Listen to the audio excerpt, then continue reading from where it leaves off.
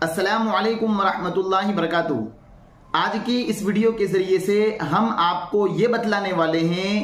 कि क्या मय्यत पर रोने से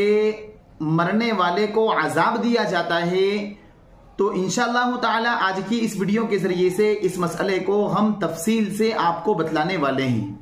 तो देखिए, बुखारी शरीफ की रिवायत है, अल्लाह के नबी सल्लल्लाहु अलैहि वसल्लम इरशाद फरमाते हैं,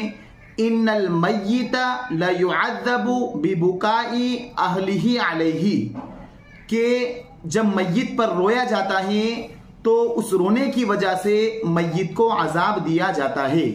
तो इस हदीस शरीफ के साफ अल्फाज में ये लिखा हुआ है कि जब मय्यत पर रोया जाता है तो उसकी वजह से मय्यत को अजाब दिया जाता है। लेकिन इस हदीस शरीफ के अंदर दो क़ैदें उलमा इकराम ने दो क़ैद का इजाफा किया है। अगरचे इस हदीस शरीफ में वो दो क़ैद नहीं हैं, लेकिन दो क़ैदों का इजाफा उलमा इकराम ने और मुफ्तियान इकराम ने और शुर्राह हदीस जो शारिहीन हदीस होते हैं उन्होंने इन दो क़ैदों के इजाफे के साथ इस हदीस को नकल किया है। कि देखिए, पहली चीज़ ये कि अगर मय्यत पर इतनी जोर से चीखो पुकार की जाए कि गिरेबान फाड़ा जाए, गिरेबान पर हाथ मारे जाएं और उस पर जोर जोर से रोया जाए, तब जाकर मय्यत को अजाब होता है। पहली कैद इसमें ये बढ़ाई गई है, इसलिए कि सिर्फ मय्यत पर रोने से अजाब होता है। तो ये बाज हदीस में ये आता है, जब एतदाल के साथ रोया जाए यानी आवाज ना निकाली जाए तो इस ऐसे रोने में कोई हरज नहीं है। खुद अल्लाह के नबी सल्लल्लाहु अलैहि वसल्लम, हजरत इब्राहीम जो आप सल्लल्लाहु अलैहि वसल्लम के साहबजादे थे,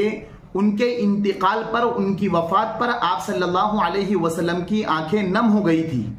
तो एतदाल के साथ रोने पर या ऐसा रोया जाए जिसमें आवाज ना निकले, जिसमें चीखो पुकार ना हो, तो ऐसे रोने में मय्यत को अजाब नहीं होता है, ऐसे रोने में कोई हरज नहीं है।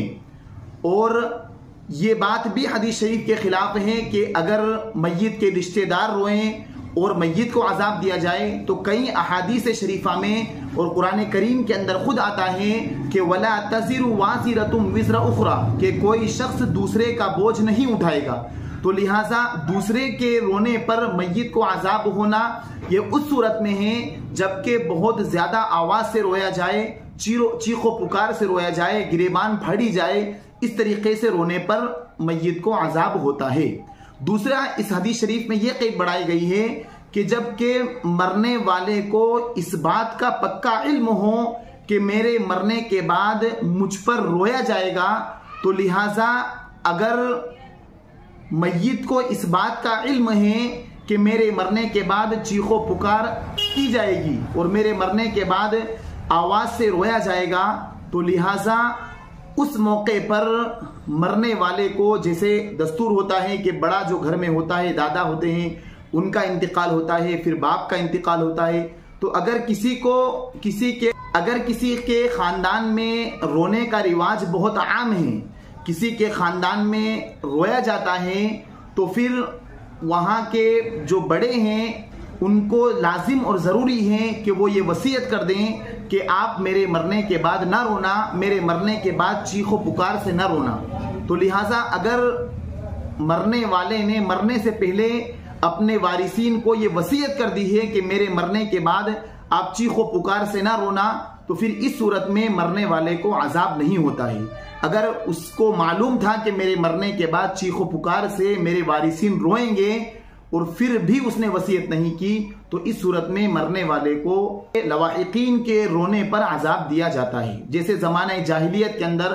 बाज लोग वसीयत करते थे कि आप मेरे मरने के बाद आवाज से रोना, तो लिहाजा अगर वसीयत करके गया है कोई मरने वाला, तो फिर इस सूरत में मरने वाले को अजाब होता है।